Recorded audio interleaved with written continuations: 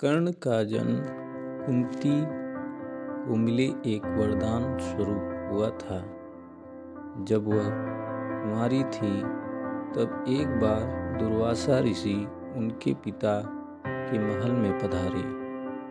तब कुंती ने पूरे 1 वर्ष तक ऋषि की बहुत अच्छे से सेवा की।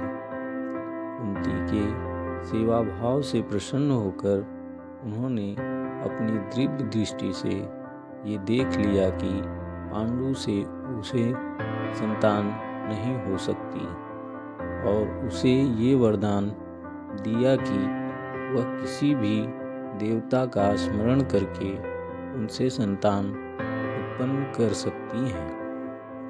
एक दिन उत्सुकतावश कुंवारेपन में ही कुंती ने सूर्यदेव का ध्यान किया।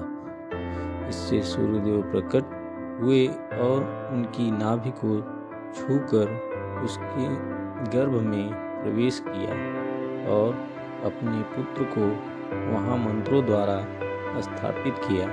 कालांतर में कुंती के गर्भ से ऐसा बालक उत्पन्न हुआ जो तेज में सूर्य के समान था और वह कवच और कुंडल लेकर उत्पन्न हुआ था, जो जन्म से ही उसके शरीर में चिपके हुए थे।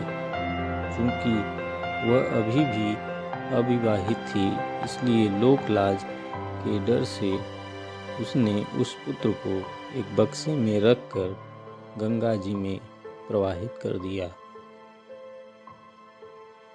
कर्ण गंगा जी में बहता हुआ जा रहा था कि महाराज भीष्म के सारथी अधिरथ और उनकी पत्नी राधा ने उसे देखा और उसे गोद ले लिया और उसका लालन पालन करने लगे।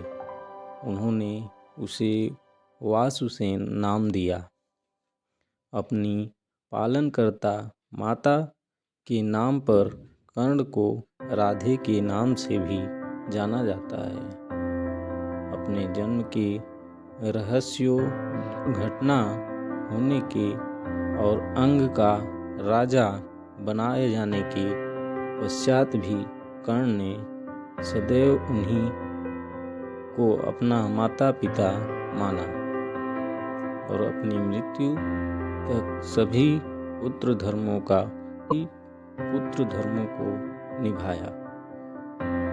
अंग का राजा बनाए जाने के पश्चात कर्ण का एक नाम अंगराज भी हुआ था। युवावस्था से ही कर्ण की रुचि अपने पिता अधिरथ के समान रथ चलाने की बजाय युद्ध कला में अधिक थी। कर्ण और उसके पिता अधिरथ आचार्य द्रोण से मिले, जो उस समय युद्ध कला के सर्वश्रेष्ठ आचार्यों में से एक थे।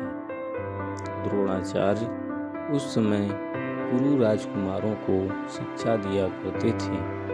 उन्होंने कर्ण को भी शिक्षा दी। अर्जुन से श्रेष्ठ बनने के लिए ही कर्ण ने अनुचित तरीके से ब्रह्मशिर अस्त्र की मांग की, किंतु द्रोण ने